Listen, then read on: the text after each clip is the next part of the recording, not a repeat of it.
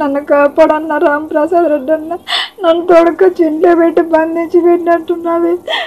నేను ఎంత కష్టపడినా కానీ నన్ను కొట్టినొస్తా అంటూ ఇప్పుడు ఏమంటా అంటూ డబ్బులు కట్టమంటా అంటూ లేదు పంపేమో నిన్ను అమ్మేస్తాము అంటూ అంటున్నా. అన్నం కానీ పెట్టలేదన్న నాకు.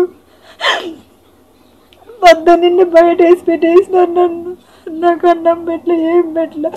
నా బట్టలు కానీ ఇలా రూమ్లో పెట్టుకొని ఉంటారు వాళ్ళు. నన్ను కాపాడన్న. వాళ్ళు ఏమంటానండి, ఈసారి వేసినాడు నువ్వు పారిపో, నువ్వు ఇక్కడ నుండి నువ్వు పారిపో అని అంటున్నాడు అన్న. నేను పారిపోవాలంట. నేను పారిపోతే నన్ను ఎవరన్నా కాపాడేది. నాకన్నా బిడ్డలు ఉన్నారు, 3 ఆడబిడ్డలు నాకు.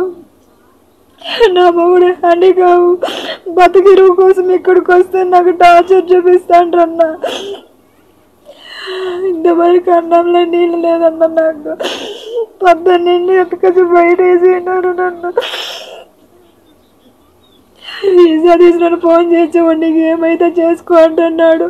వాడి ఇంటికాడ ఉంటే నేను ఫోన్ చేస్తే బ్లాక్ లిస్ట్లో పెడతాను నన్ను అమ్మారు. నన్ను కాపాడన్నా. లోకేష్ సార్కి నమస్కారం. నేను ఇక్కడ నుండి కోవిడ్కి వెళ్ళినాను. నేను వెళ్ళి 2.5 నెలలు అవుతుంది. ఈ 2.5 నెలలకు నన్ను చాలా ఇబ్బంది పెట్టినారు అక్కడ.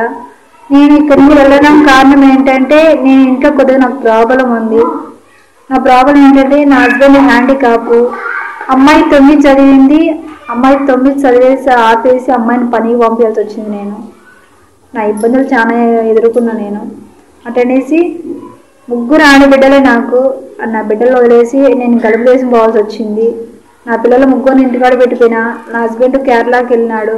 అక్కడ పోయి తను అడకొచ్చి మాకు పెడతా వచ్చినాడు.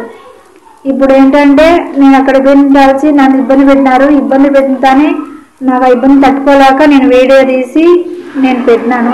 ఆ వీడియో వైరల్ అయింది. అది లోకేష్ సార్ దగ్గరికి చేరింది. ఆ సార్ బాగా నాకు హెల్ప్ చేసినాడు. రికమెండేషన్ తీసుకుని బాగా గట్టిగా 2 రోజుల నుండి ఆ సార్ నుండి ఈ ఆఫీస్ నుండి నాకు కాల్ వచ్చింది. నన్ను బాగా సేవ్ చేసినాడు. ఇంటికి ఇబ్బంది లేకుండా వచ్చేసిన నేను.